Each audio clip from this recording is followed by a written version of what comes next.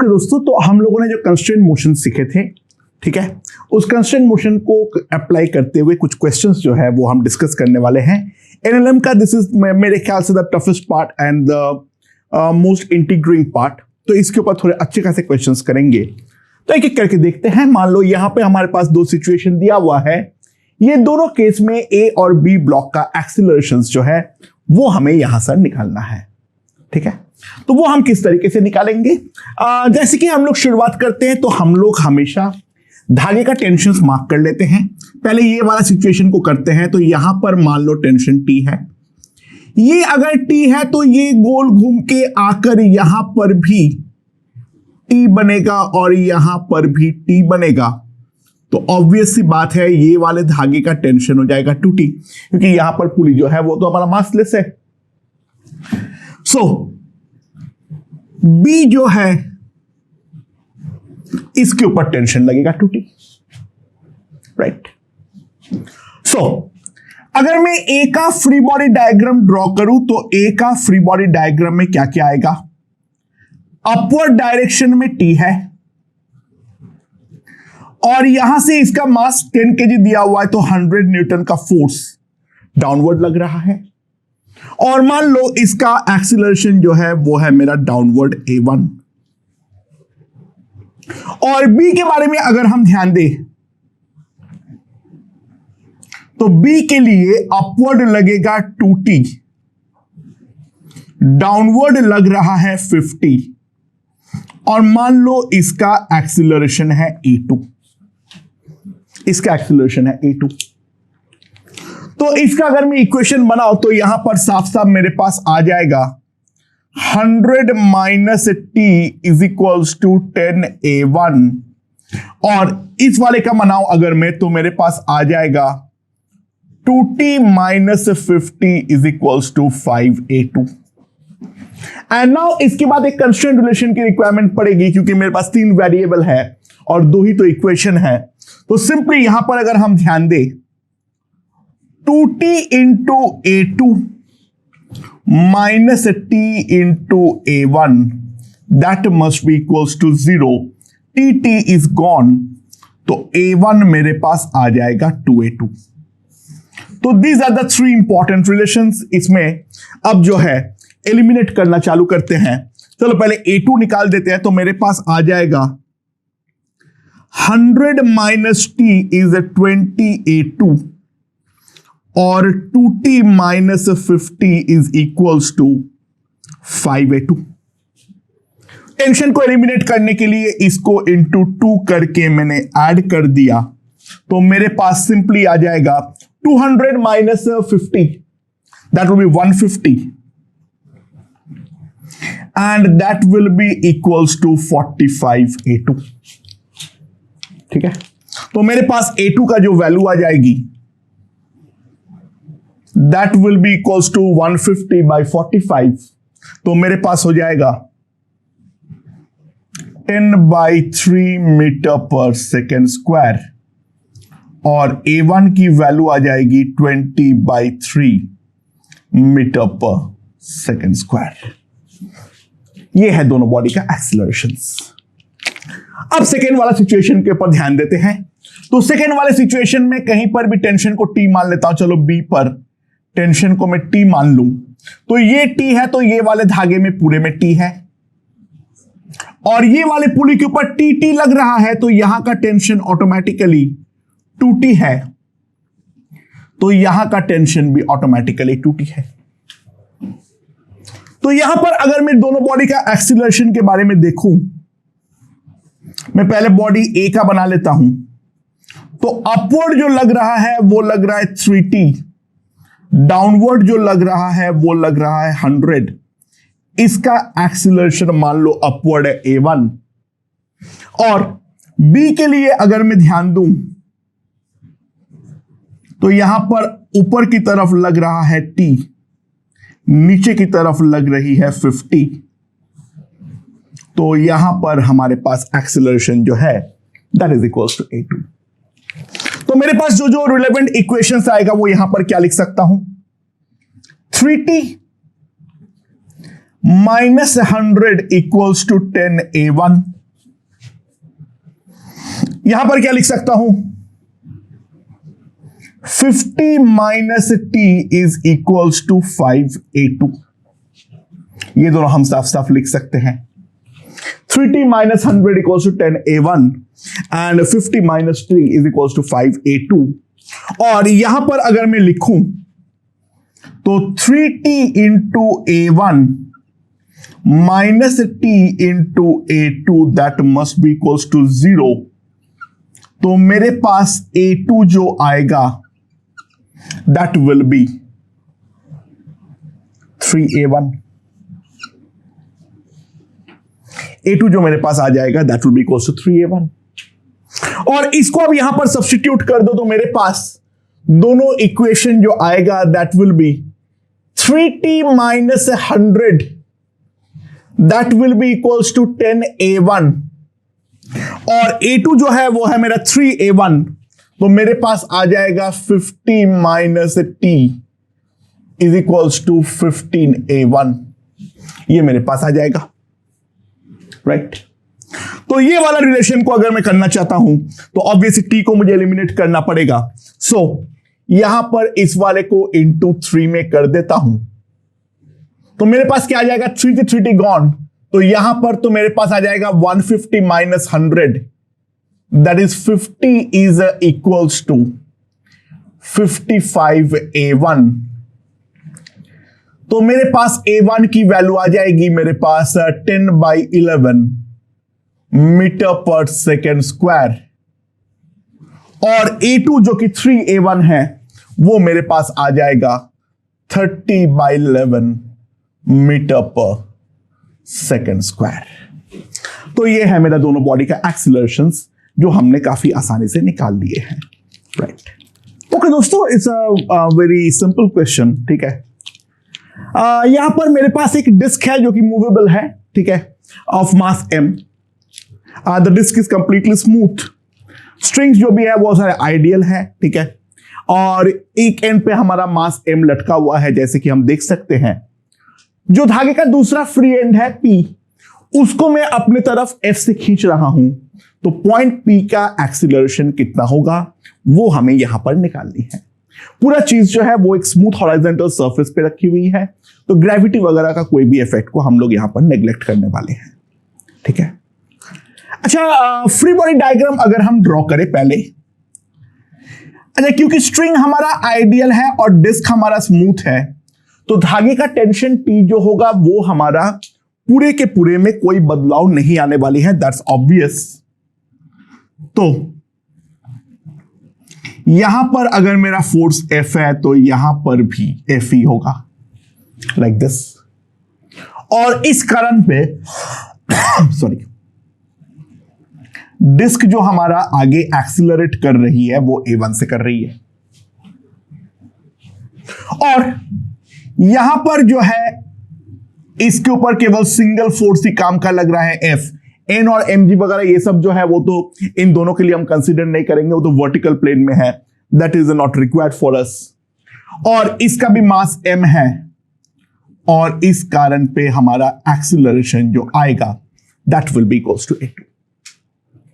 और point P का जो एक्सीलरेशन है वो मैं मान लेता हूं वहां पे कोई ना कोई कांटेक्ट पॉइंट तो है ही। मान लो इस डायरेक्शन में जो एक्सीलरेशन है that is equals to A3।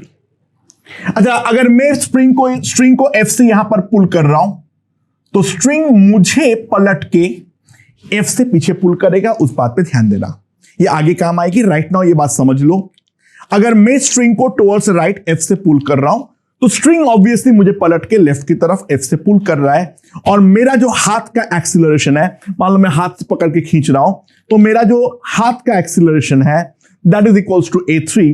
तो मेरा हाथ जो है वो इस पूरा स्ट्रिंग सिस्टम का पार्ट है, इस बात को हमें रियलाइज करनी पड़ेगी, ठीक है, राइट। अच्छा, इसका मैं सिंपल एक्सीलरेशन क्या लिख सकता हूं? F2F is equals to m into A1। तो A1 जो आ जाएगा that will be equals to 2F/m। और यहां पर मैं सिंपली लिख सकता हूं F इक्वल्स टू MA2। तो A2 जो है वो मैं लिख सकता हूं F/m। ये मेरे पास आ गया है A1, ये मेरे पास आ गया है A2। यहां पर अगर मैं अब पावर थ्योरम लगाता हूं तो ध्यान देना 2F इंटू A1, क्योंकि टेंशन और A1 सेम डायरेक्शन में है। यहां पर भी एक्सीलरेशन और टेंशन हमारा सेम डायरेक्शन में है, तो F इंटू A2, और इस पे F और A3 हमारा ऑपोजिट डायरेक्शन में है। अच्छा, मेरा फोर्स इंपॉर्टेंट नहीं है, work done by the string 0 होती है। मेरा वर्क क्या है उससे कोई फर्क थोड़ी ना पड़ता है, ठीक है। इस पे जो एंगल है F और A3 में, वो एंगल 0 नहीं है, 180 है। ध्यान देना, हमें स्ट्रिंग का फोर्स को कंसिडर करना है। मैं क्या लगा रहा हूं उस बात से कोई फर्क नहीं पड़ता है, राइट। यहां से मैं सिंपली एक चीज देख सकता हूं, जो मेरा A3 आएगा that will B 2A1 plus A2। Now यहां पर जो मेरे पास आ जाएगा दैट विल बी 5F/m, ठीक है। तो A3 जो आएगा that will be equals to 5F/m, right. Okay दोस्तों, तो यहां पर ध्यान दो, मेरे पास दो सिस्टम है, सेम ब्लॉक A का और B का। एक केस में हमारा इस तरीके से लटका हुआ है और एक केस में हमारा इस तरीके से लटका हुआ है। तो सवाल यहां पर यह है, जो दोनों केस में जो ब्लॉक बी का एक्सीलरेशन होगा इन द ग्राउंड फ्रेम, उसका रेशियो हमारी कितनी होने वाली है, ठीक है, राइट। तो सबसे पहले हम लोग जो है पहले केस 1 के बारे में बातचीत करेंगे, और केस 1 के हम लोग फ्री बॉडी डायग्राम बनाने का कोशिश करते हैं। Make this pulley as a part of A only, make this pulley as a part of A only. तो मेरे पास जो जो काम के फोर्सेस है, अच्छा कैपिटल mg तो हमारा कोई काम का नहीं है, कैपिटल mg तो है वो हमारा कोई काम का नहीं है। तो यहां पर से ए का टेंशन T इस तरीके से लग रहा है।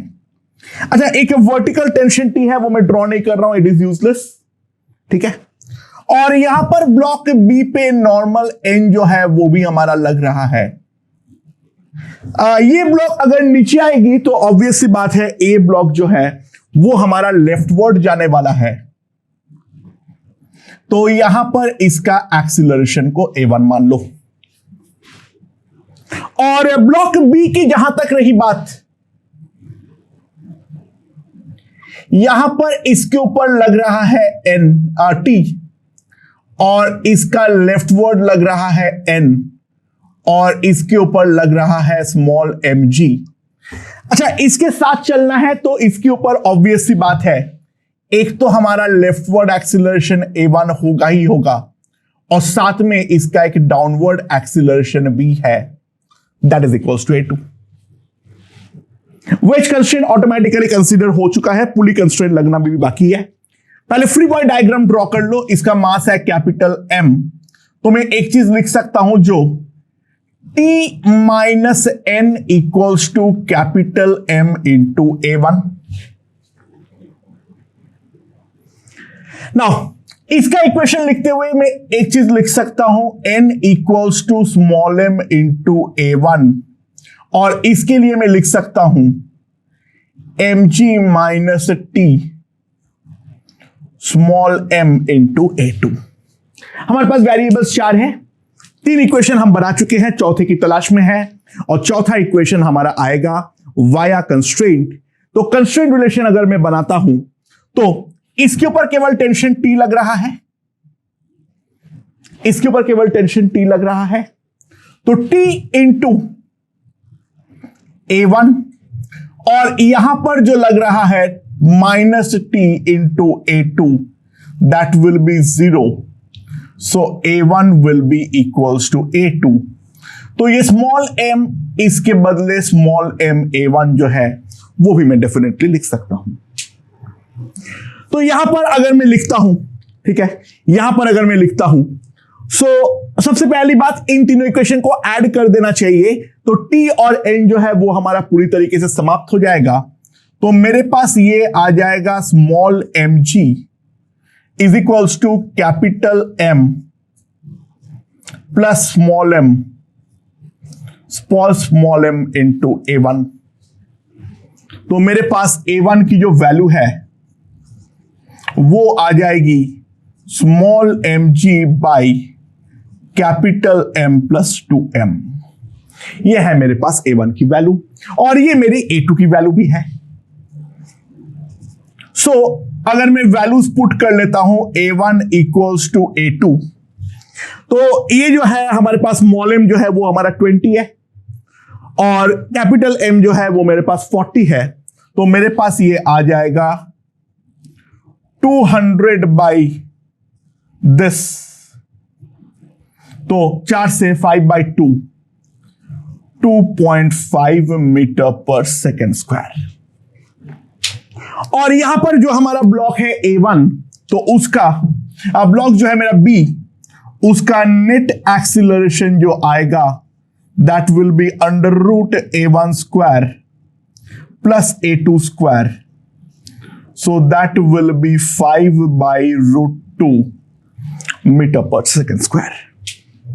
A नेट जो आ जाएगा that will be equals to 5/√2 metre per second square. Okay, now let us consider the case 2।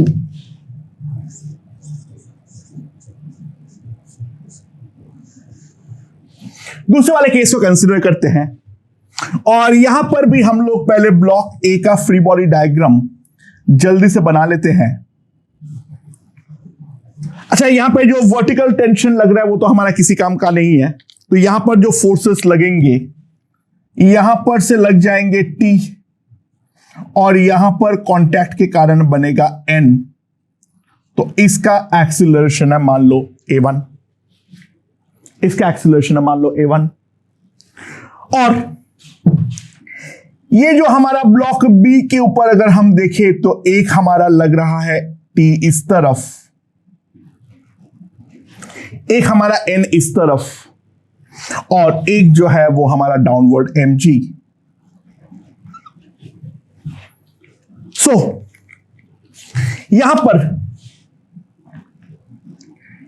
इसका एक्सीलरेशन में A1 इस तरफ और A1 इस तरफ अगर एक बार के लिए लेता हूं, तुरंत हमें एक चीज स्ट्राइक करती है। ध्यान दो, देखो नॉर्मल का डायरेक्शंस जो मैं दिखाया हूं वो मैं सही दिखाया हूं। ब्लॉक बी नीचे मूव करेगी, ए को तो लेफ्ट पे जाना ही पड़ेगा क्योंकि ए के ऊपर तो कोई राइट पे फोर्स भी नहीं है। चलो यहां पर तो मैंने इक्वेशन लिख दूंगा, लेकिन यहां पर तुरंत कंट्राडिक्शन आएगा। एन और A1 जो है वो आपस में मेरे ऑपोजिट डायरेक्शन पे है, तो n कभी भी A1 के इक्वल हो ही नहीं सकता है। हां, एक पॉसिबिलिटी हमारे पास बचता है एंड द ओनली पॉसिबिलिटी जो ये वाले इक्वेशन को गलत होने से बचा ले वो है n equals to 0। Normal n को 0 होना ही पड़ेगा, अदरवाइज ये वाला देखो इन दोनों को साथ में मूव करना है, तो साथ में मूव नहीं कर रहा है, फिर तो प्रॉब्लम ही समाप्त है, फिर एक्सीलरेशन है ही नहीं, फिर तो नॉर्मल फोर्स है ही नहीं, बात खत्म। नॉर्मल नहीं है तो ये केवल वर्टिकल जाएगा। अगर साथ में मूव करना है तो दोनों का एक्सीलरेशन इसके अलोंग तो लेफ्ट हैंड डायरेक्शन पर ही होना पड़ेगा, बट यहां पर नॉर्मल डेफिनेटली राइट पे है, तो ओनली पॉसिबिलिटी केवल और केवल यही है जो इसका कोई भी राइटवर्ड एक्सीलरेशन हमारे पास हो ही ना। ये दोनों साथ में नहीं मूव कर रहा है, ये दोनों साथ में मूव नहीं कर रहा है, नॉर्मल का एग्जिस्टेंस नहीं है, तो ये तो केवल और केवल वर्टिकल ही मूव करेगा, तो नॉर्मल फोर्स हमारा गायब हो जाना चाहिए और उसके करस्पॉन्डिंग ये हम लिख सकते हैं, यानी ये इंडिपेंडेंटली वर्टिकली नीचे आएगा और ये जो है वो इंडिपेंडेंटली लेफ्ट की तरफ मूव करेगा। इन दोनों के बीच में कोई कांटेक्ट नहीं रहने वाली है, तो ऑब्वियस सी बात है मैं इक्वेशन जो लिख सकता हूं वो है T equals to capital M into A1 और यहां पर मैं लिख सकता हूं mg minus T small m into A2। ठीक है। सो यहां पर अगर हम ध्यान दें, t into A1 minus T into A2 equals to 0। So A1 will be equals to A2 again. और अब इन दोनों इक्वेशन को ऐड कर दो तो मेरे पास आ जाएगा mg will be equals to capital M plus small m into A1। तो इसका जो एक्सीलरेशन आएगा A1 that will be also equals to A2। 200 by 60 that will be 10 by 3 metre per second square. ठीक है, this will be 10 by 3 metre per second square. तो अगर मैं ratio लेता हूं दोनों का, तो इसका जो नेट एक्सीलरेशन है, इसका तो केवल A2 ही है, कोई प्रॉब्लम ही नहीं है। तो रेशियो जो आएगा फर्स्ट वाले का बाय सेकेंड वाले का 5 by root 2 divided by 10 by 3, so that will be 3 by 2 root 2। दोनों केस में एक्सीलरेशंस का जो रेशियो होगा that will be equals to 3 by 2 root 2। Okay दोस्तों, तो अगला क्वेश्चन देखते हैं। ये हमारा सिचुएशन जो कि हम दिखा रखे हैं, मैंने कैपिटल M के ऊपर लेफ्ट की तरफ से एक फोर्स लगा रहा हूं F, और उस कारण पे जो हमारा M1 है वो with respect to capital M downward acceleration के साथ चलता है, that is equals to A1। तो मेरा सवाल ये है जो F की वैल्यू कितनी होनी चाहिए, और बाकी तीनों ब्लॉक्स की एक्सीलरेशन हमें निकालनी है इन टर्म्स ऑफ जो हमारा गिवन क्वांटिटी है M1, M2 एंड M। ठीक है, एंड ऑब्वियसली A1 आंसर में आ सकता है। चलो तो एक एक करके आगे देखते हैं। Let's see. तीनों का सबसे पहले फ्री बॉडी डायग्राम तो ड्रॉ कर लो। अगर मैं कैपिटल M के बारे में देखूं तो ये वाला पूरी को मैं इसका पार्ट ले लिया हूं। तो जो काम का फोर्सेस है मैं वो लिखता हूं। यहां पर है एक टेंशन T, यहां पर इसके कांटेक्ट पे है N। ठीक है, और इसके अलावा एक हॉरिजॉन्टल फोर्स अप्लाई हुआ है F, और इस कारण पे मान लो ये आगे एक्सेलरेट करता है A से। तो मैं सिंपली एक चीज लिख सकता हूं, जो F minus N minus T that is equals to M into A। That is the first equation that I can write in terms of this. अच्छा, यहां पर अगर मैं अब दूसरा ध्यान दूं, M1 का फ्री बॉडी डायग्राम ड्रॉ करता हूं, तो यहां पर हमारा राइटवर्ड लग रहा है नॉर्मल N, अपवर्ड लग रहा है टेंशन T, डाउनवर्ड लग रहा है mg। इस कारण पे इसका भी एक्सीलरेशन राइटवर्ड तो A होना ही पड़ेगा क्योंकि इसके साथ कांटेक्ट में है, और यहां पर जो डाउनवर्ड एक्सीलरेशन होगा that will be equals to A1। वो तो हमारा दे रखा है, राइट।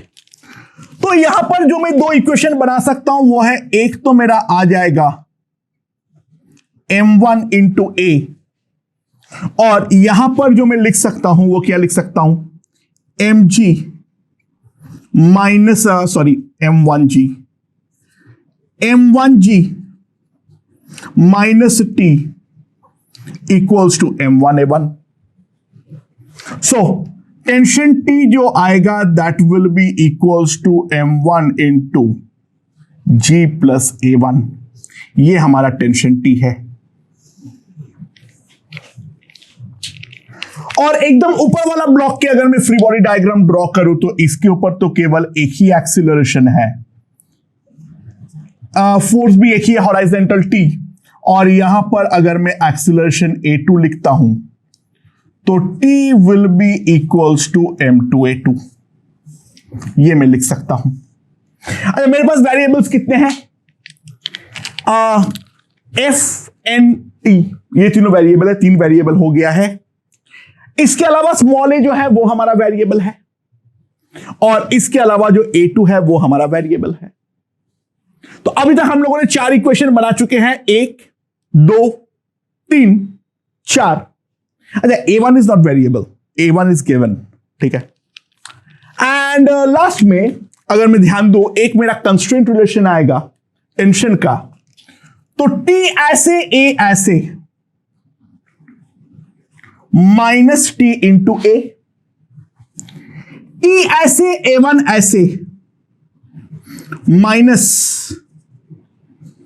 T इंटू A1, और T ऐसे A2 ऐसे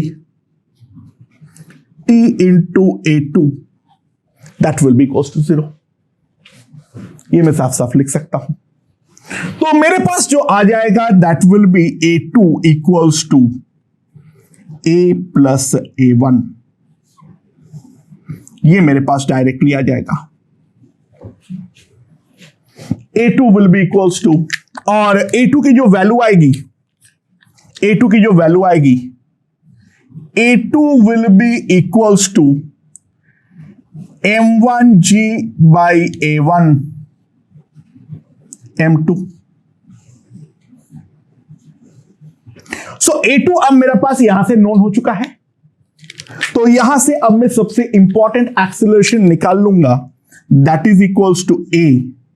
तो A की जो वैल्यू आएगी वो आएगी M1 G plus A1 by M2 minus A1, that is M1G plus M1 minus M2 A1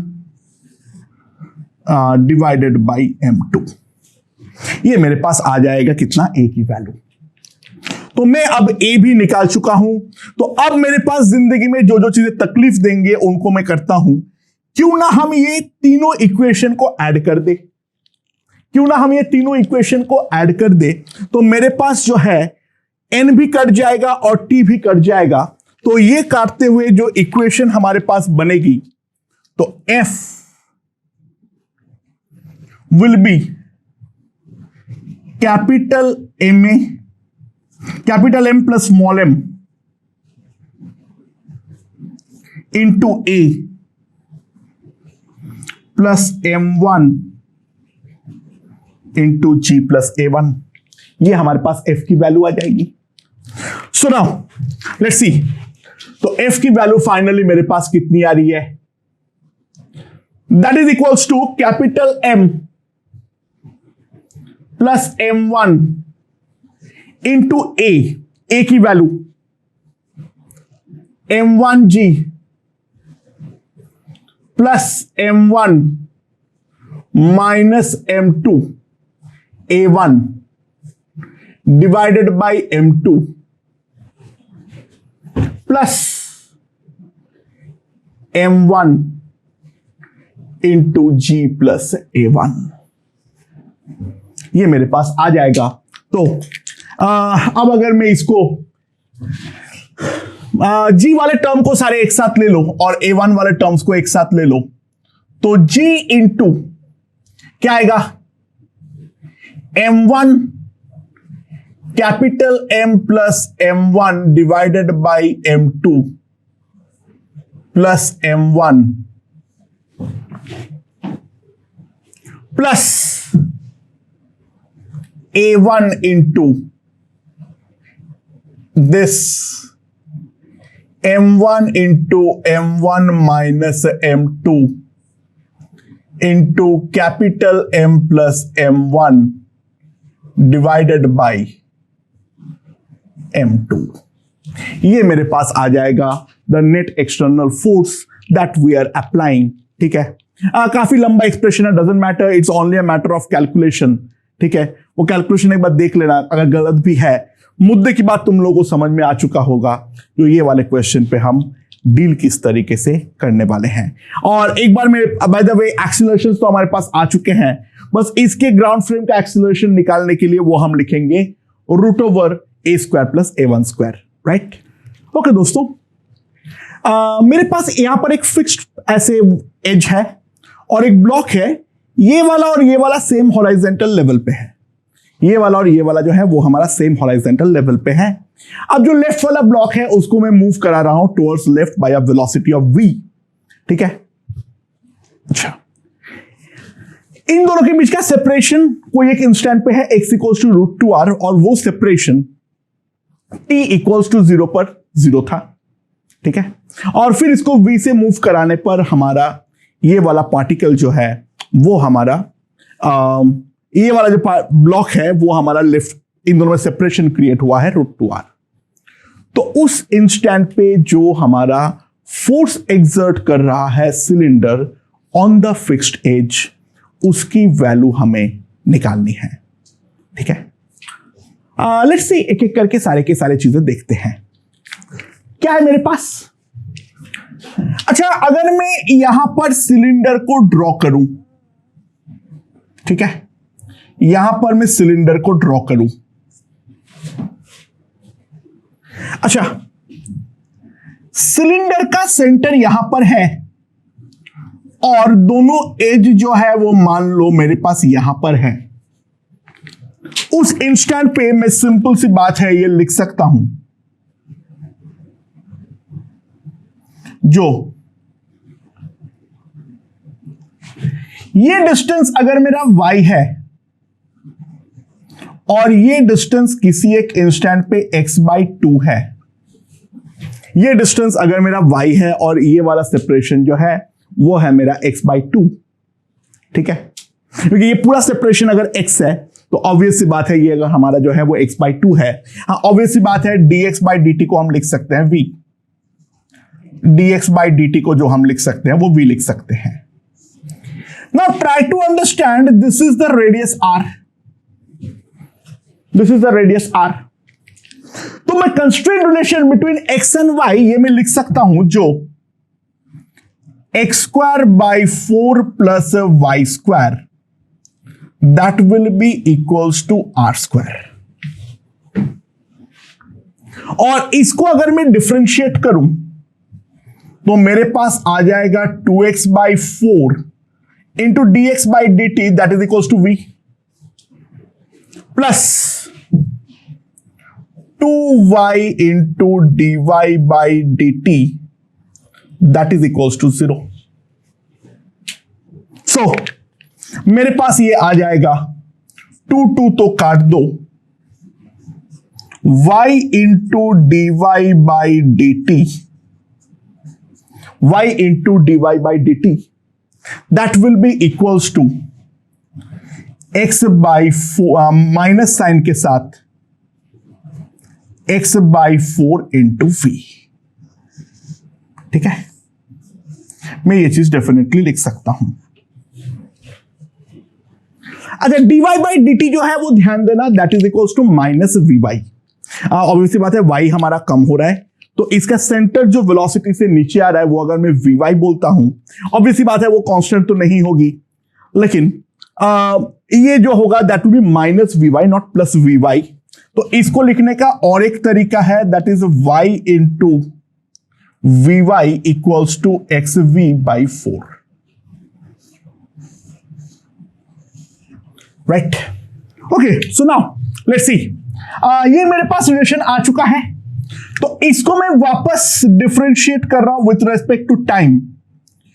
y into dvy/dt that will be y, and यहां पर जो आ जाएगा that will be vy, and dy/dt is nothing but -vy, so it will be -vy²,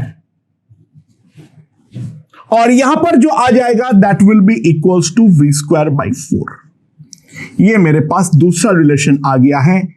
अब ay अगर मैं निकाल लेता हूं तो मेरा मामला जो है वो लगभग हमारा कुल हो जाएगा, ठीक है। उसके बाद तो एनएलएम का इक्वेशन ही लगाने की जरूरत पड़ेगी। लेट्स सी, एंड ये हमारा आ गया है vy, और यहां पर हमें x और y का वैल्यू अब दे रखा है। लेट्स सी, x अगर मेरा √2r है, इसको ये वाला रिलेशन में पुट कर दो तो y मेरे पास आ जाएगा r/√2,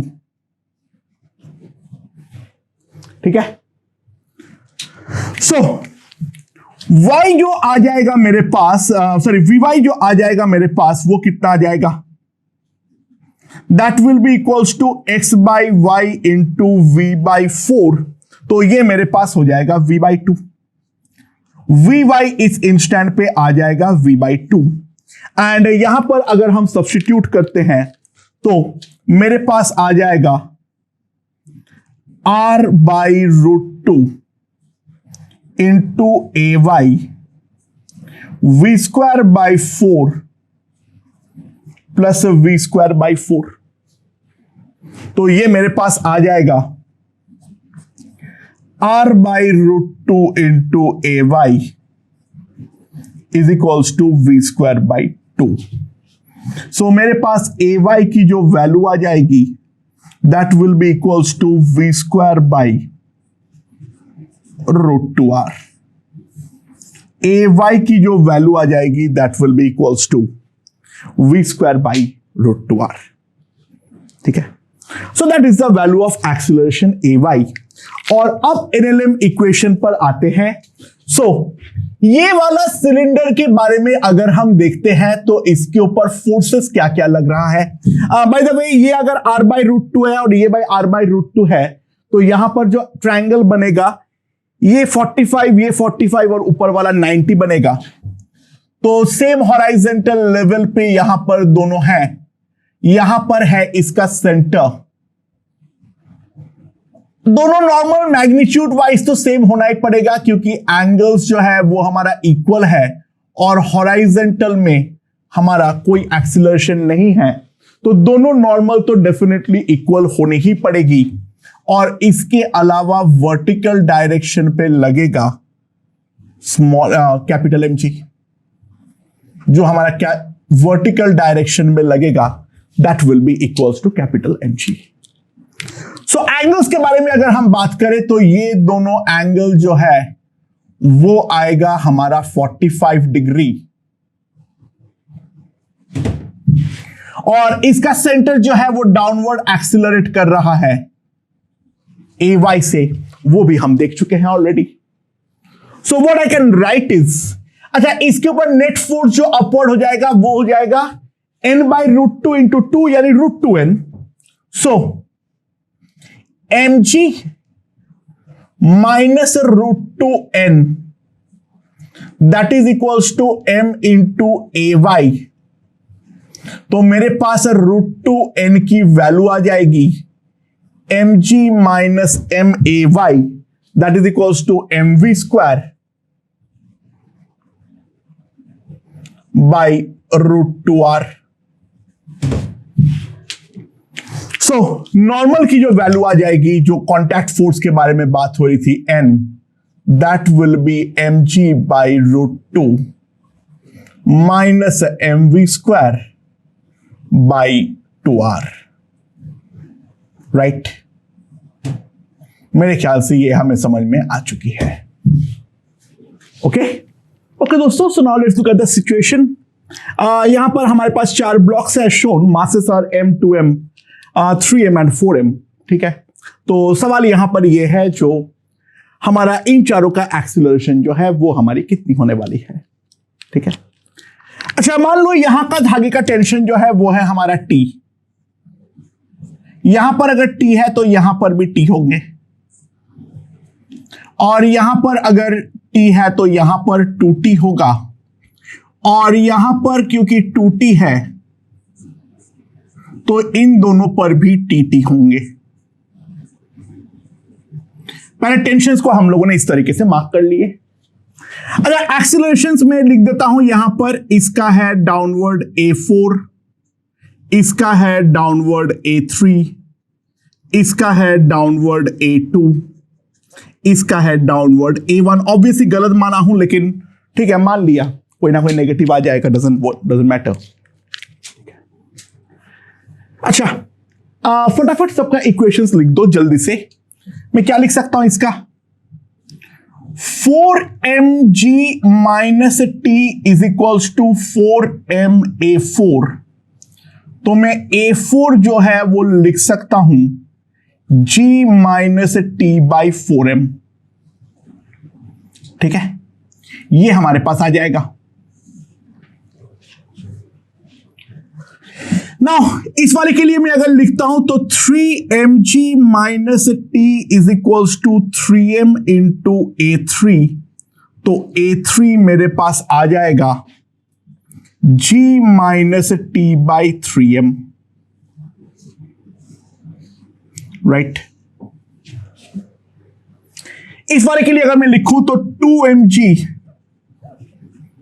minus T is equals to 2m into A2, तो A2 मेरे पास आ जाएगा g minus T by 2m। And last में इसके लिए अगर मैं लिखता हूं तो mg minus T is equals to m into A1 g minus T by m, right. ये मेरे पास आ जाएगा। एंड लास्ट में अब मैं कंस्ट्रेंट रिलेशन बनाना चाहूंगा, तो यहां पर अगर हम ध्यान दें तो minus T into A1 minus T into A2 minus T into A3 minus T into A4 will be 0, यानी A1 plus A2 plus A3 plus A4 that will be equals to 0। ये मेरा अगला रिलेशन आ जाएगा। And now if I substitute, तो मेरे पास आ जाएगा 4g minus T by m 1 plus 1 by 2 plus 1 by 3 plus 1 by 4 that is equals to 0। तो मेरे पास ये आ जाएगा जो 4g टी बाई m, यहां पर आ जाएगा 12, तो 12 प्लस 6 प्लस 4 प्लस 3, तो कितना हो जाएगा मेरे पास 10 3 13 और 13 और 12 कितना हो जाएगा 25। तो मेरे पास ये आ जाएगा जो 4g is equals to 25t by 12m। तो t मेरे पास कितना आ जाएगा 48 mg by 12। t is equals to 48 mg by 12 बोला 25। तो ये मेरे पास टेंशन का वैल्यू आ चुका है और सब के सब यहां पर पुट कर डालो, दैट्स इट। काफी ज्यादा आसान काम है। तो मेरे पास A4 जो आ जाएगा that will be equals to t by 4m, तो g minus 12g by 25 that will be 13g by 25। ये तो डाउनवर्ड मैंने सही माना हूं। अच्छा, A3 जो आएगा that will B g minus 16g by 25, तो ये मेरे पास आ जाएगा 9g बाई 25। ये भी डाउनवर्ड जो है वो तो हमारा सही है। अब A2 के बारे में अगर हम देखें तो g माइनस 24g बाई 25, तो that will be equals to g by 25। ठीक है। एंड अगर मैं A1 निकालूं तो g minus 48g by 25 that will B minus 23g by 25, यानी इसका जो होगा दैट विल बी अपवर्ड। केवल एक ही जो है वो हमारा अपवर्ड जा रहा है, बाकी सारे के सारे तो हमारे डाउनवर्ड जाने वाले हैं। अच्छा, अगर दोनों पुलिस का एक्सेलरेशन पूछेगा तो दोनों पुलिस का एक्सेलरेशन कैसे निकालेंगे? बहुत आसान है। अगर दोनों का पुलिस का एक्सेलरेशन में देखूं तो ये वाला एक्सेलरेशन ए अगर ऐसा है तो ये वाला एक्सेलरेशन ए ऐसे होना चाहिए, और इसके रिलेटिव में दोनों में से किसी एक पुली को कंसीडर कर लो, डजंट मैटर। इसके रिलेटिव में ये जितने से डाउन जाएगा ये उतने से ही अप जाएगा।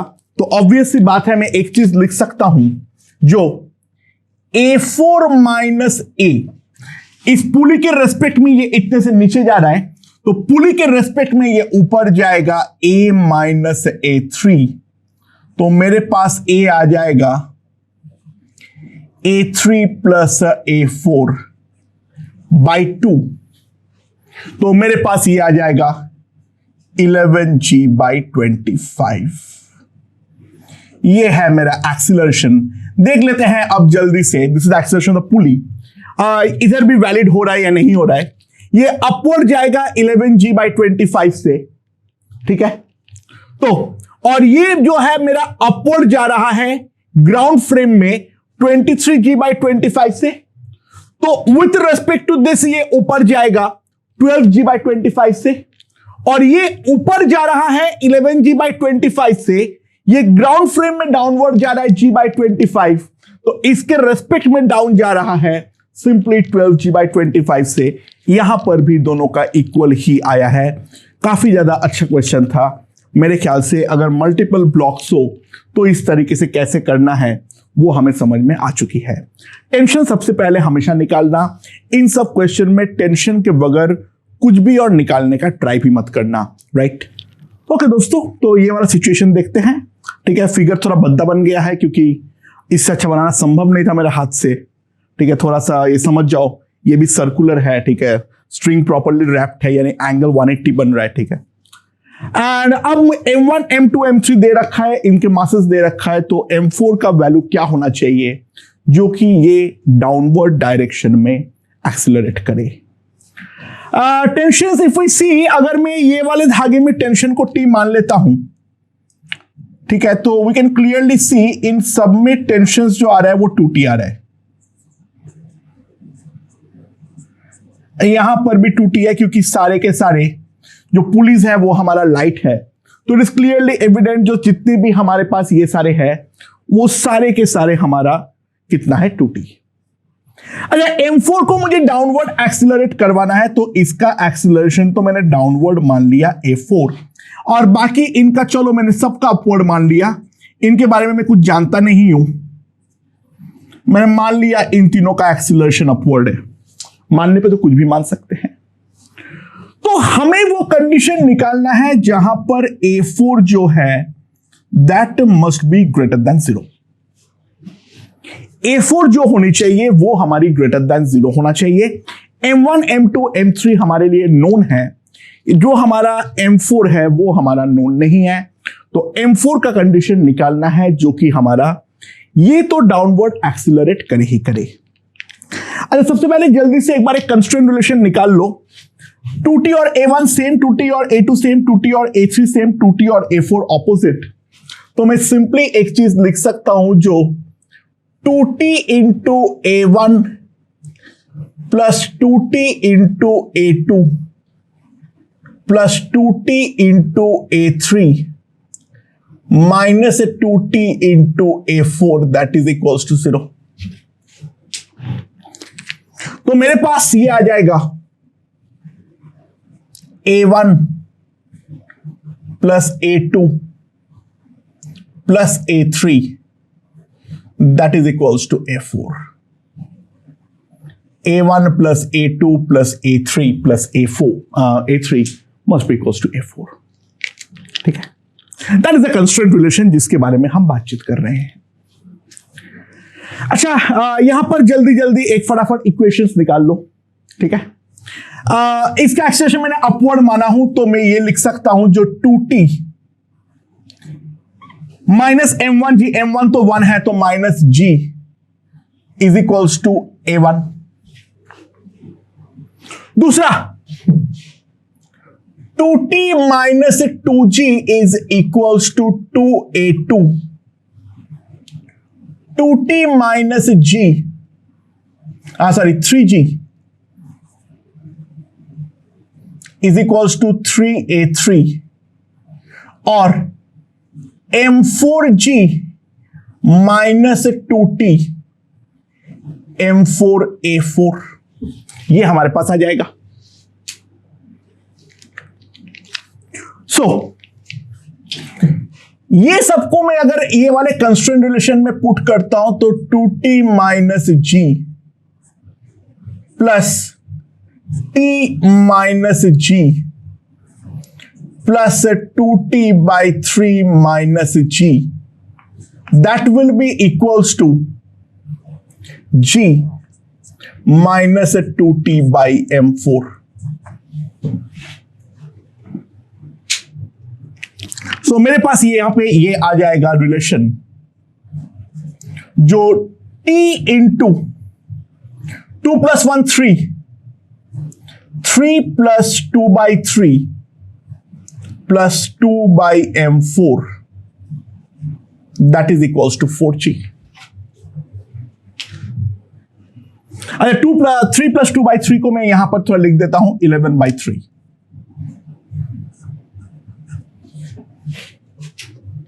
तो मेरे पास t की जो वैल्यू आ जाएगी 12 m4g और नीचे जो हमारे पास आ जाएगा that will B 11 m4 plus 6.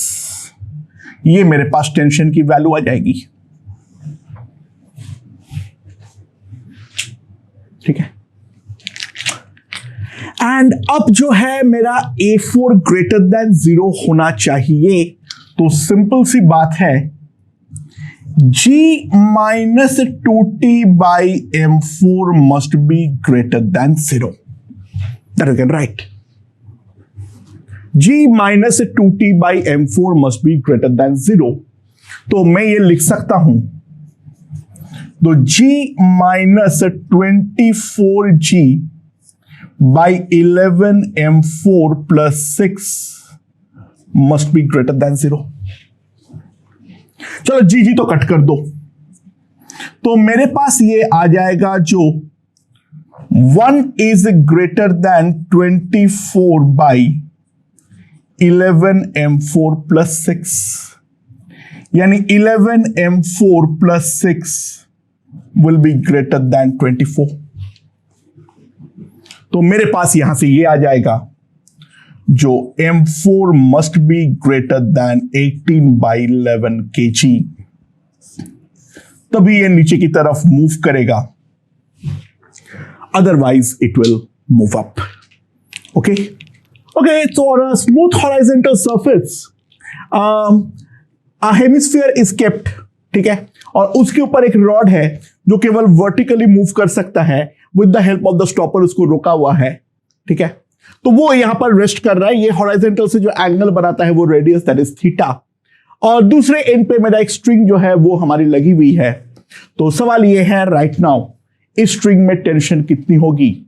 और दूसरी ये है जब मैं स्ट्रिंग को कट कर दूंगा तो वहां पर दोनों का एक्सीलरेशन जो है वो हमारी कितनी होने वाली है.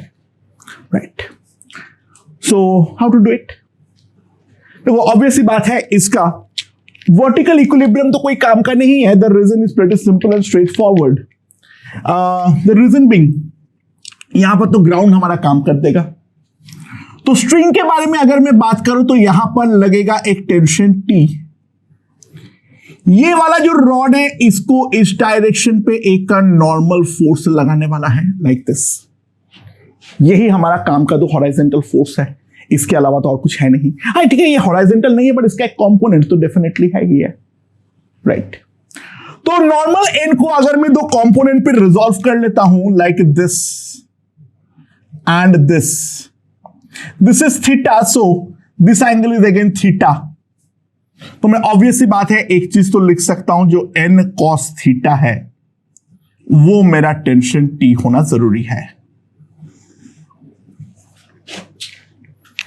अब रॉड के एनालिसिस पे आते हैं. अगर मैं रॉड के बारे में बात करूं ठीक है तो रॉड के ऊपर यहां पर एक n लग रहा है, यहां पर एक mg लग रहा है.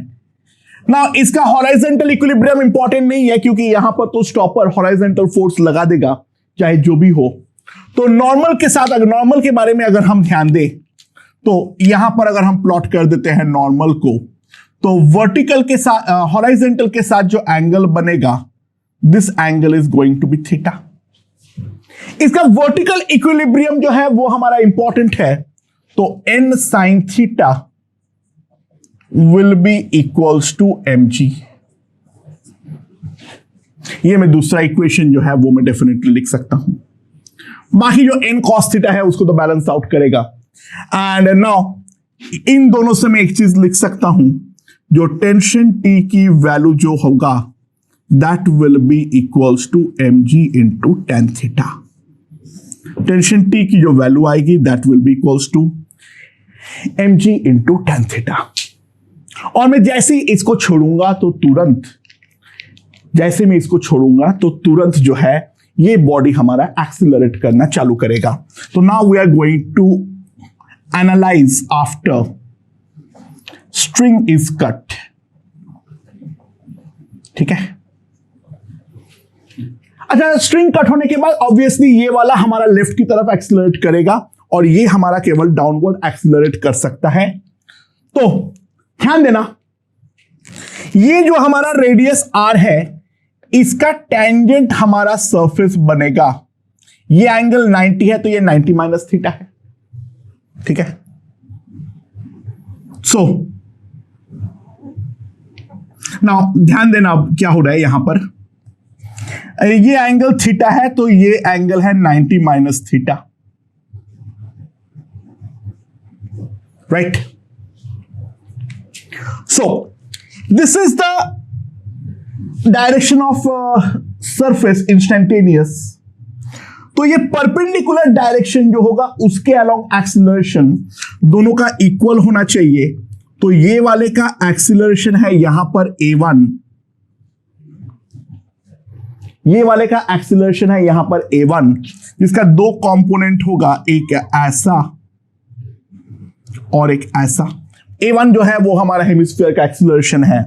नाउ अगर हम ध्यान दें, दिस एंगल इज थीटा, तो this will B a1 cos theta.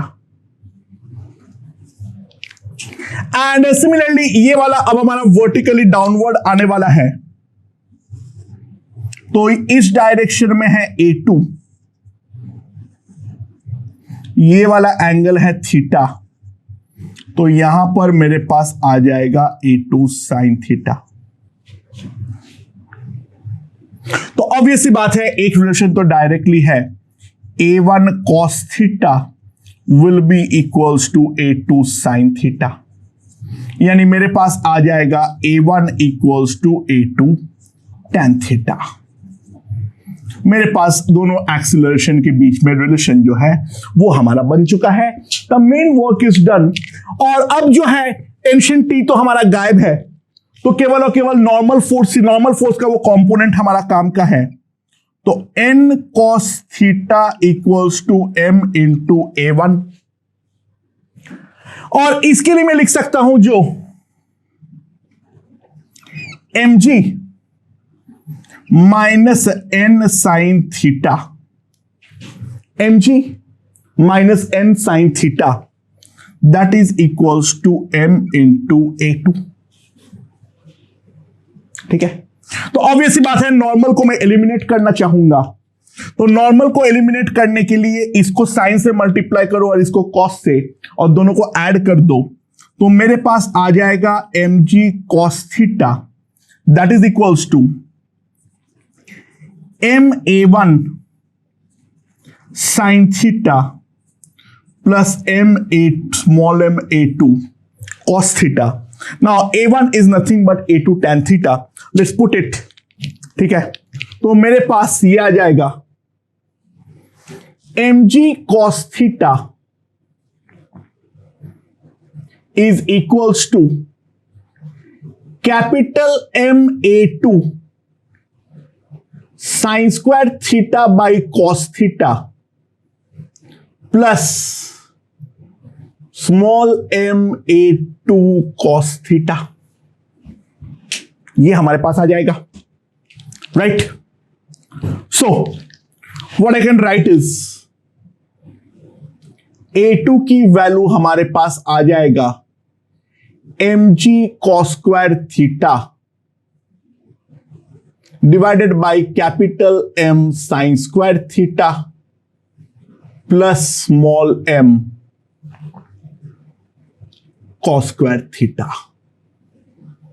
A2 हमारे पास ये आ जाएगा, ठीक है।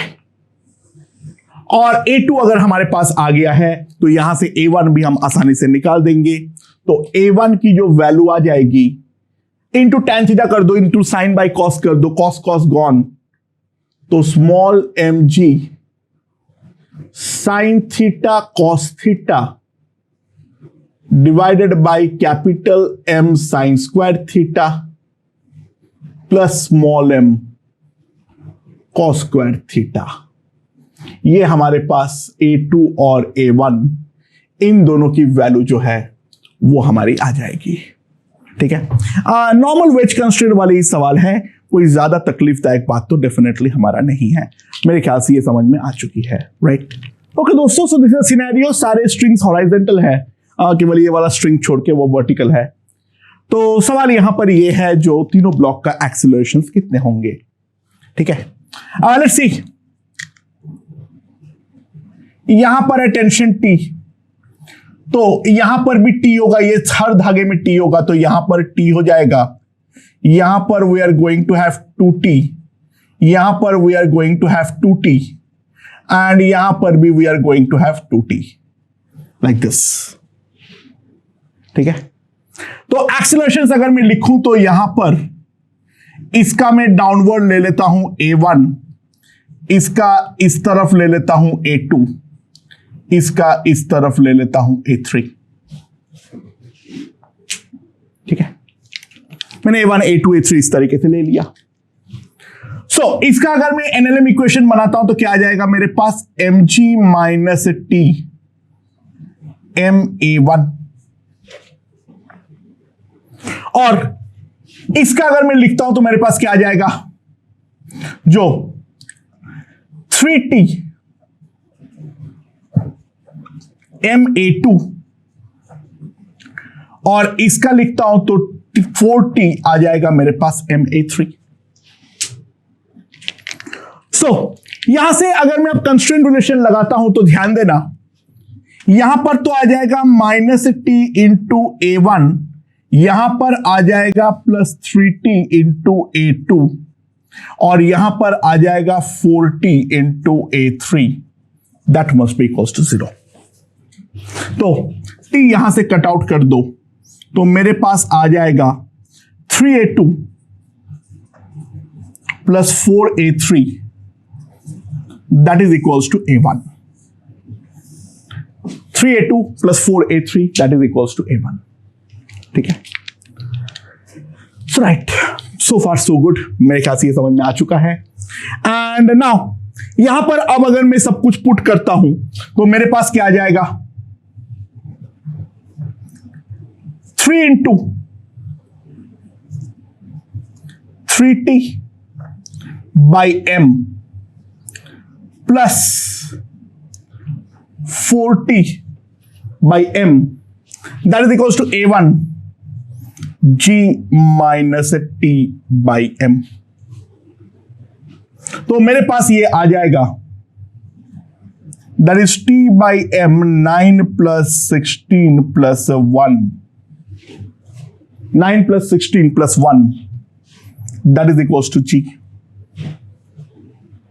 तो मेरे पास T की वैल्यू जो आ जाएगी, that will come out to be equals to mg by, यहां पर अगर हम ध्यान दें 26, यहां पे हमारे पास आ जाएगा mg by 26, that will be the value of tension T, ठीक है। एंड अब सबको एक्सीलरेशंस जो है वो फटाफट निकाल दो। तो मेरे पास A1 की जो वैल्यू आ जाएगी, कितना आ जाएगा, mg by this 25, mg by 26 by m, तो 25g बाई 26 डाउनवर्ड। A2 की वैल्यू जो आएगी वो कितनी आएगी, 3 इंटू दिस बाई m, तो 3g बाई 26। A2 किसका माना था, इसका, टुवर्ड्स राइट, और A3 की जो वैल्यू आएगी that will be equals to 4g by 26 towards left. Okay दोस्तों, so now let's look at the scenario. ये है हमारा फिगर जो मास समय दे रखा है, वो एक बार ध्यान से देख लो। तो अगर मैं सिस्टम को रेस्ट से रिलीज करता हूं तो इन दैट केस इसका एक्सीलरेशन कितनी होने वाली है, ठीक है। अच्छा, पहली बार में देख के लगता है जो सर आखिरकार एक्सीलरेशन आएगा ही क्यों, क्योंकि सिंपल सी बात है, बहुत सिंपल सी बात है। जो हमारा ये वाला ब्लॉक है, ये हॉराइजन स्मूथ सरफेस पे है, तो यहां पर तो ये ऐसे करके सीधा नीचे आ जाएगा, ये लग सकता है। लेकिन ट्राई टू अंडरस्टैंड, जैसे ये मोशन होगा धागे में कुछ तो टेंशन क्रिएट होगी जो ये वाला पुली को इस डायरेक्शन में पुश करेगा, और ये पुश करने के कारण ये जो सी वाला ब्लॉक है वो मेरा टुवर्ड्स राइट जो है वो तो डेफिनेटली मूव करेगा ही करेगा। और जो हमारा ब्लॉक ए है उस कारण पे एक डाउनवर्ड मूवमेंट के साथ साथ टुवर्ड्स राइट मूवमेंट भी आएगी। सी जो होगा, सॉरी बी जो होगा वो तो डेफिनेटली हमारे पास लेफ्ट की तरफ ही मूव करेगी। बट ऑब्वियसली ए का और बी का जो एक्सीलरेशन है वो हमारे सेम नहीं होंगे। ट्राई टू अंडरस्टैंड, सी तो ये वाला सिचुएशन पे डेफिनेटली मूव करने वाली है ही है, ठीक है, क्योंकि धागे में जैसे ही टेंशन आएगा the pulley is going to get pressed. अच्छा, ए का जो कांटेक्ट रहेगा वो मेरा लेफ्ट वाले सरफेस के साथ रहेगा, क्योंकि ए को राइट पे पुश होके उसके साथ में एक्सीलरेट करवाना है, ठीक है। राइट वाले के साथ कोई कांटेक्ट नहीं रहेगा, वो हम ऑब्वियसली देख सकते हैं। सो अगर हम ए का फ्री बॉडी डायग्राम ड्रॉ करते हैं तो इसके ऊपर डाउनवर्ड लग रहा है mg, यहां पर लग रहा है टेंशन T, और यहां पर से लगेगा एक normal n। This is the FBD of A, और उस कारण पे इसका जो एक्सीलरेशन है एक मेरा डाउनवर्ड A1 होगा और यहां पर मेरा A होने वाला है। A वो एक्सीलरेशन है जिससे वो C मूव करेगा, ठीक है। तो इसका जो इक्वेशन है वो मैं पहला ही लिख सकता हूं, जो mg minus T will be m into A1 and n is equals to ma। अब C का फ्री बॉडी डायग्राम देख लो। C को मैं एक ऐसे ब्लॉक बना ले रहा हूं, काम के फोर्सेस देख लो। ऑब्वियस बात है, ए के ऊपर अगर टुवर्ड्स राइट फोर्स लगेगा तो ए पलट के इसके ऊपर एक नॉर्मल लगाने वाला है एन, ये वाले सरफेस पे, यहां पर कुछ नहीं लगेगा। और इसके अलावा एक धागे का टेंशन भी तो इसके ऊपर काम करेगा टी, और उस कारण पे ये राइटवर्ड एक्सेलरेट करेगा, ठीक है। सो इसके लिए मैं लिख सकता हूं जो T minus n will be equals to ma। और अब जो है लास्ट में, this is for the C, और B के बारे में अगर मैं ध्यान दूं तो इसका FBD सबसे ज्यादा सिंपल है। यहां पर है T और यहां पर है मेरा A2, तो T will be simply equals to M into A2। This is for the block P, ठीक है। तो हमारे पास कितने इक्वेशंस आ गया है? टोटल 4 इक्वेशन आ गया है, और मेरे पास वेरिएबल कितनी है? मेरे पास वेरिएबल 5 है, Tn, और तीनों एक्सीलरेशंस A, A1 एंड A2। तो एक 5वां इक्वेशन का रिक्वायरमेंट है, और वो आएगा डेफिनेटली, हम जानते हैं कंस्ट्रेंट रिलेशन से।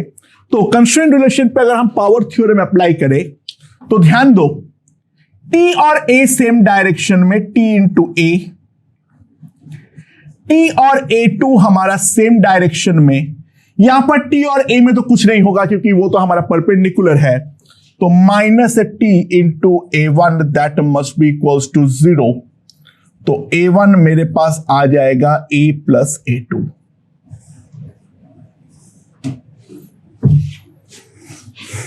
ठीक है, A1 मेरे पास आ जाएगा A प्लस A2। अच्छा, अब सबसे पहले इंपॉर्टेंट बात है, जो T और N मुझे चाहिए नहीं, T और N मुझे कहीं पर चाहिए नहीं, तो एक एक करके सबको एलिमिनेट करने का ट्राई करता हूं, लेट्स सी। अच्छा, यहां पर अगर मैं t को सब्स्टिट्यूट करता हूं तो मेरे पास ये आ जाएगा, जो mg will be equals to m into a1 plus a2। t का वैल्यू यहां पर सब्स्टिट्यूट कर देने पर ये आ जाएगा मेरे पास। तो मेरे पास ये आ जाएगा जो a1 plus a2 will be equals to g।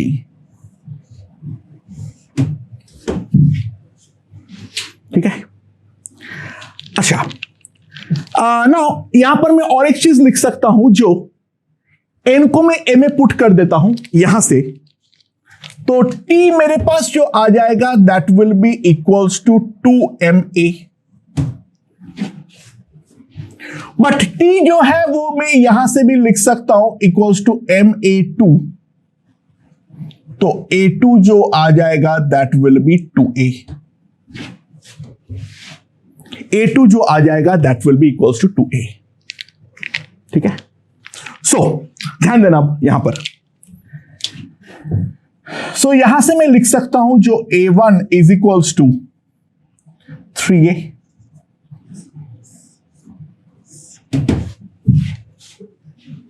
So what I have is a1 मेरा 3a है और a2 जो है वो मेरा 2a है, that is equals to g। तो a की वैल्यू आ जाएगी g/5।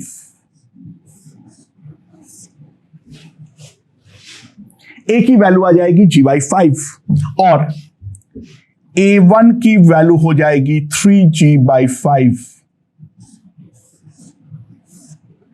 और a2 की वैल्यू हो जाएगी मेरे पास 2g/5।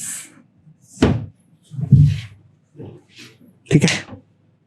So these are the एक्सीलरेशंस।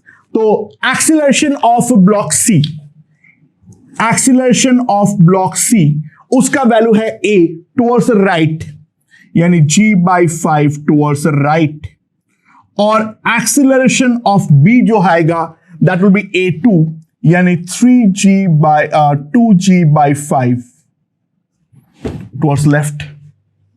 हाँ, ए का एक्सीलरेशन थोड़ा टेढ़ा है। अगर मैं ब्लॉक ए के बारे में देखूं तो इस डायरेक्शन में तो उसका g/5 ही होगा और ये वाले डायरेक्शन में आ जाएगा 3g/5।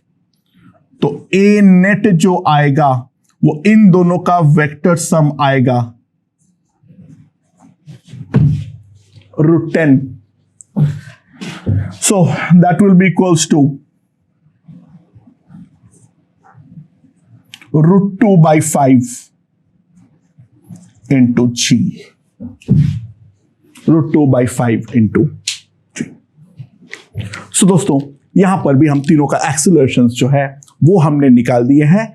यहां पर सबसे पहले ये वाला बात को हमें रियलाइज करना था, जो हमारा ब्लॉक ए है वो डेफिनेट, जो ब्लॉक सी है वो डेफिनेटली हमारे स्टेशनरी नहीं होगी, क्योंकि ऑप्शन ए जो रहेगा एग्जाम में that is going to be 0। Otherwise it's a simple question, कोई ज्यादा घुमा फिराओ तो ये वाले क्वेश्चन पे डेफिनेटली हमारे पास नहीं है। ओके।